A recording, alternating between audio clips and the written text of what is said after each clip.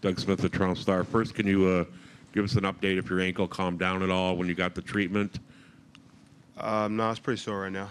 Honestly, I'm pretty sore, but, just whatever. When you're seeing the game unfold, what do you think they're doing to bottle up DeMar as effectively as they have in these two games? Well, they're double teaming him. They're sending guys at him at all sides of the floor. Pick and rolls, they're putting two guys on him. Side post-ups, they're sending guys from the baseline side. I think we just got to do a better job of getting him more space and giving him more isolation in the middle of the floor.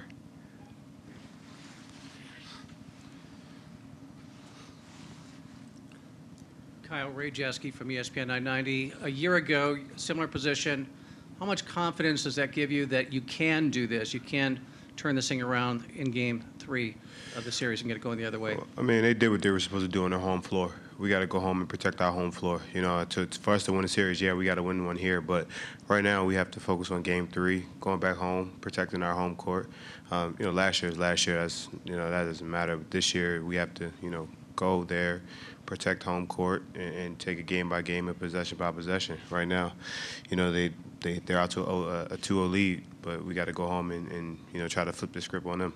Is there a sense to try to get away from cliches and not being able to, that it's a must-win game, that you can't go down 0-3, that you guys got to throw everything at them? We feel like every game is a must-win game, and to throw out, it's no cliche, but we want to win every single game, and being down 0-2, we've been in this position before, unfortunately, but we have to go home, protect our home floor, and go from there, and prepare for Game 3, like we prepared.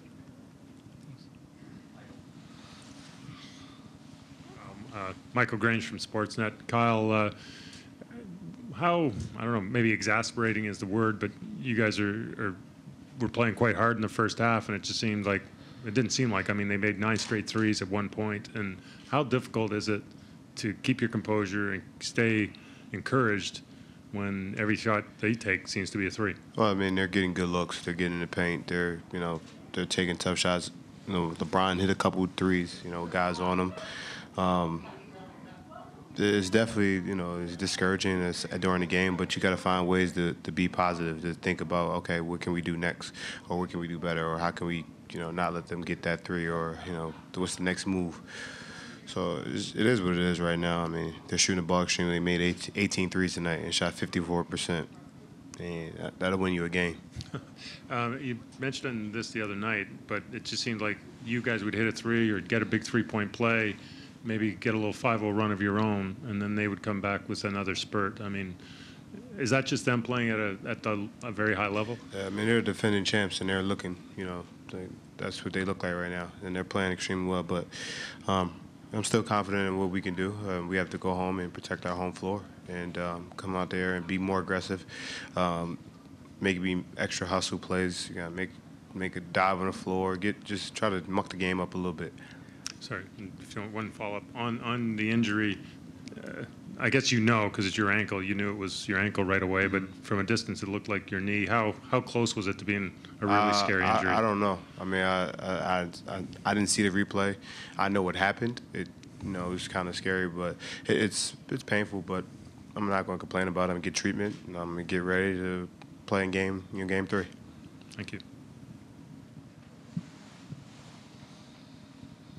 Kyle Kenny wrote at WHBC.